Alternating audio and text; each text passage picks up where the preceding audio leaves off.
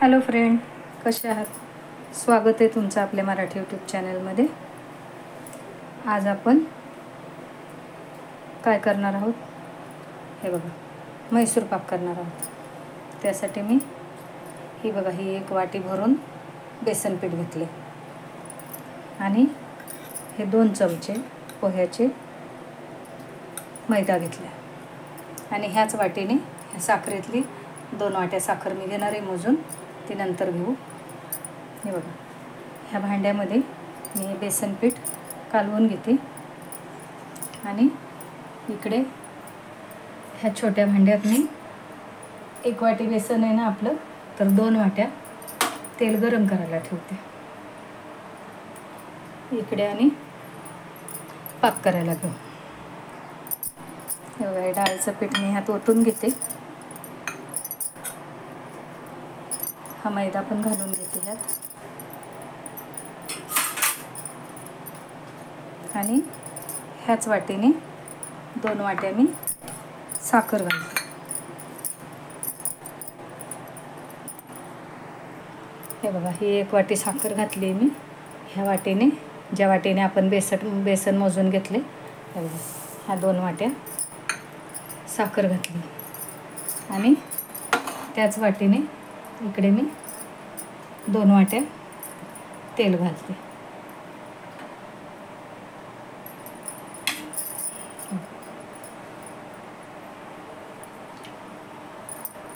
दोन्ही गॅस चालू केलेत मी।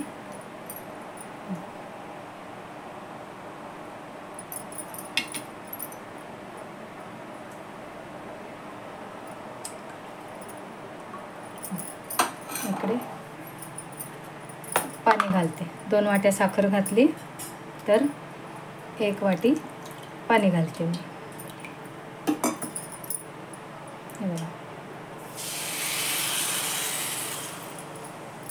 आता हे इकडे पाक होईल आपला। इकडे तेल गरम करायला ठेवले, तोपर्यंत मी हे थोडं थोडं तेल टाकून बेसन आणि मैदा एकजीव करून घेते। इकडे हा पाक करायला ठेवला आहे मी आणि इकडे तेल तापायला ठेवलं आहे। तोपर्यंत हे भिजवून घेऊ आपण। माझ्याकडं हा बघा, हा एक लेमन कलर आहे, तो मी थोडासा त्यात टाकते।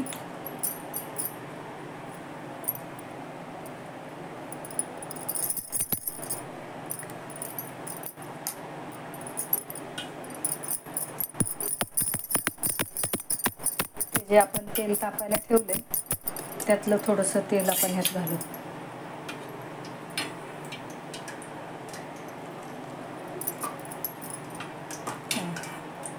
ह्या 2 छोट्या पळ्याने ह्यात घातलंय तेल। इकडे गॅस बारीक केलाय पाकाचा आणि तेल पण तापते। हे सगळं तोपर्यंत एकजीव करून घेऊ आणि हे करता करता आपल्याला हे भांडं पण एक रेडी करून ठेवायचे तूप लावून। तर मी हा कुकरचा डबा आहे, त्या कुकरच्या डब्याला तूप लावून घेते।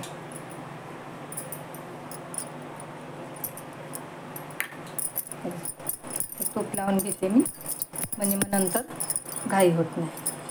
आणि हे भिजवून घेते हे मी पीठ।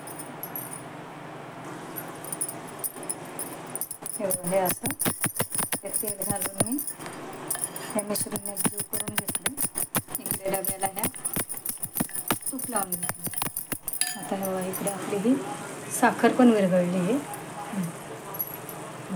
झाला आहे आपला पाक। इकडे तेल पण तापले आणि मी ह्यात हे बघा अगदी 2-3 वेलच्या जाडसर ठेवल्यात, बारीक पूड नाही आहे ही, अख्खे दाणे, म्हणजे ते नंतर ते दाताखाली छान येतात।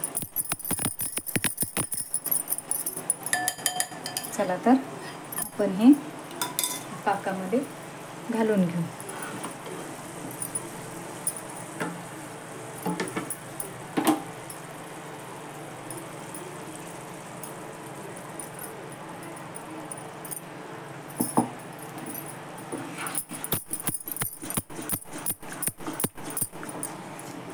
एकसारखं ढवळून घ्यायचं। गॅस थोडा मोठा करते मी।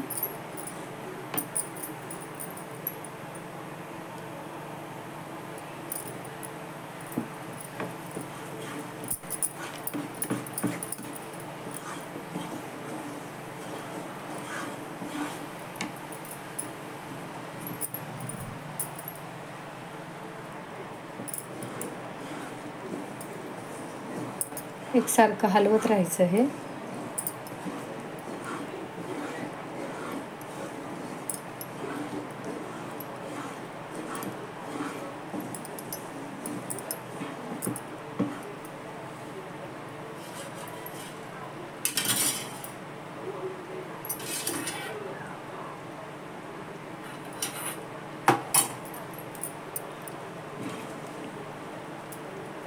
ह्या तुपात आपण तेलात आपण ते तूप आहे ते टाकून देऊ. तुम्हाला वाटलं तर तुम्ही नुसत्या तुपात पण करू शकता. आपण तेलात करतोय, फक्त 2 चमचे तूप वापरणार आहोत.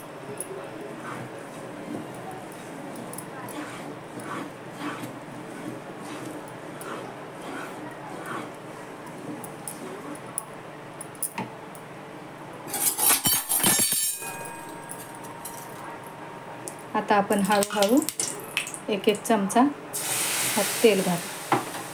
हे बघा, एक चमचा घालायचं, एकदम नाही घालायचं.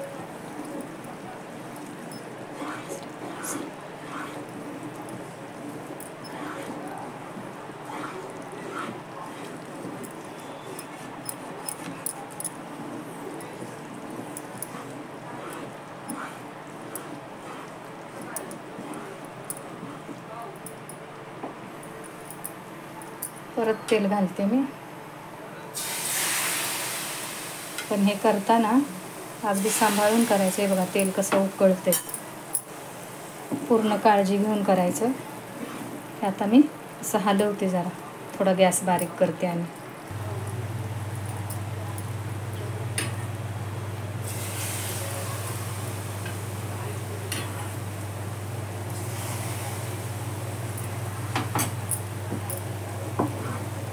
जसं जसं ते शिजत राहील तसं फुगतं आपलं हे मिश्रण सगळं.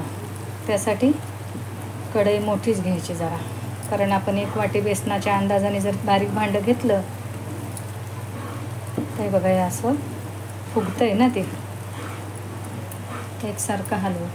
आता हे बघा थोडंसं तेल राहिले, ते पण आपण नंतर त्यात टाकून देऊ शेवटी. हे बघा हे हळूहळू किती फुगत चाललंय.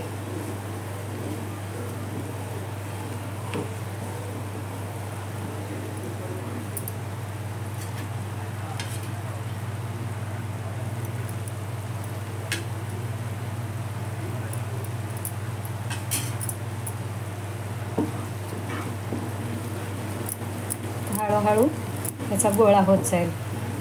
कढईपासून हे मिश्रण सुटतं. हे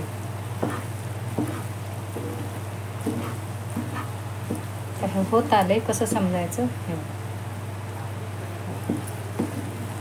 किती छान दिसते.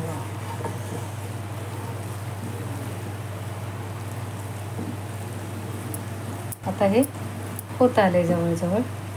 हे हा जसा गोळा व्हायला लागला तसं आपण समजायचं की मैसूर पाक आपला रेडी होत आला आहे म्हणून.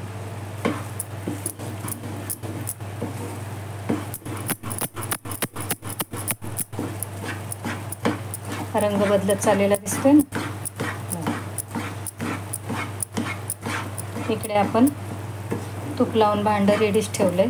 ते आधीच करून घ्यायचं, नाही तर मग 1 सेकंदामध्ये पण हे गार व्हायला वेळ नाही लागत. पटकन घालून घ्यायला लागतं. अजून 1-2 मिनटं आपण होऊ देऊ.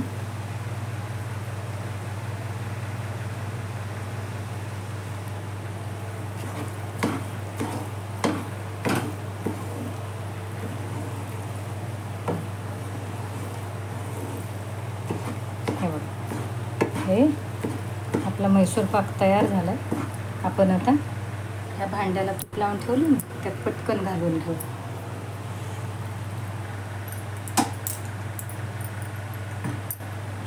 हे असं पटकन घालून घ्यायचं.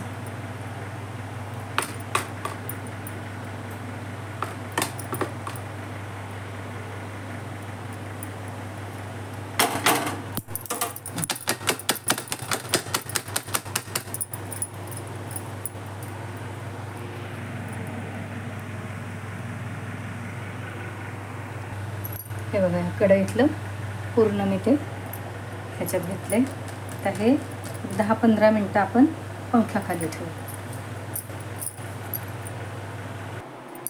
हे बघा, हे पंख्याखाली मी 10 मिनटं ठेवलं लवकर गार होईल म्हणून.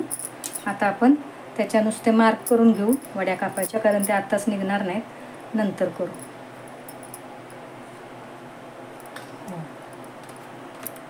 हे असं नुसतं करून घेते, नंतर वड्या कापू, कारण अगदी थंड झाला तर मग निघणार नाही.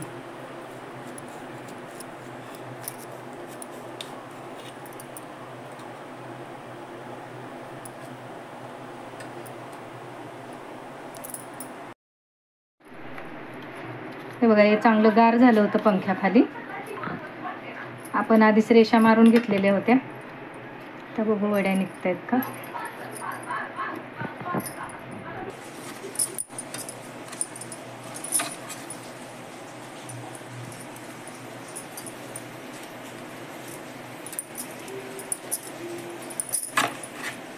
हे बघा,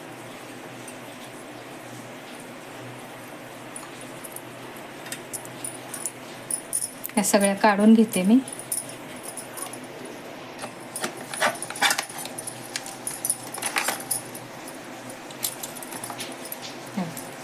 वड्या अशा मस्त निघतात आपल्या. हे बघा,